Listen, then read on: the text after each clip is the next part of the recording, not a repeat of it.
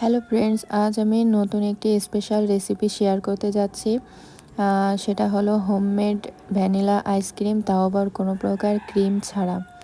এখানে আমি 1/2 লিটার দুধ নিয়েছি লিকুইড, তার সাথে নিয়েছি 3 চামচ কাস্টার্ড পাউডার, পরিমাণ মতো চিনি, 2 চামচ গুঁড়া দুধ, 1 চিমটি লবণ আর কর্নফ্লাওয়ার 1 চামচ। সব উপকরণ আমি মিক্সড করে নিয়েছি। এরপর আমি কড়াইতে বসানো দুধে সব উপকরণগুলো ঢেলে দিয়েছি। জাল কিন্তু মিডিয়াম আঁচে রাখতে হবে, অনবরত নাড়তে হবে যতক্ষণ না পর্যন্ত ঘন হয়ে আসে। অনবরত নাড়তে থাকার পর যখন দেখব ঘন হয়ে এসেছে, দেখতে পাচ্ছ, সে অবস্থায় আমি চুলার জালটা অফ করে ঢেকে দেব ঠান্ডা হওয়া পর্যন্ত। এখানে আমি 1 ঘন্টা রেখেছিলাম। 1 ঘন্টা পর এই তো ঠান্ডা হয়ে এসেছে, একটু বেশি ঘন হয়ে এসেছে।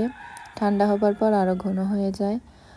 তারপর এখানে আমি ব্লেন্ডারে ব্লেন্ড করে নিচ্ছি। একবারে করতে পারিনি, আমি 2 বারে ব্লেন্ড করে নিয়েছি। এই তো ব্লেন্ড করার পর আমি একটি আইসক্রিমের বক্সে আমার লিকুইডটা ঢেলে দিব। এর উপরে আমি কিছু বাদাম ও কিশমিশ ছিটিয়ে দিয়েছি। তারপর এটি আমি একটানা 3 ঘন্টা ডিপ ফ্রিজে রেখেছি। ডিপ ফ্রিজ থেকে বের করার পর দেখো ফাইনাল রেজাল্ট এরকমই হয়েছে। পরিবেশন করে নেব।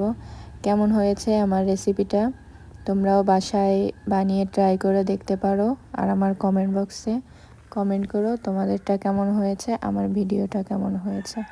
ভালো থেকো সবাই, আল্লাহ হাফেজ।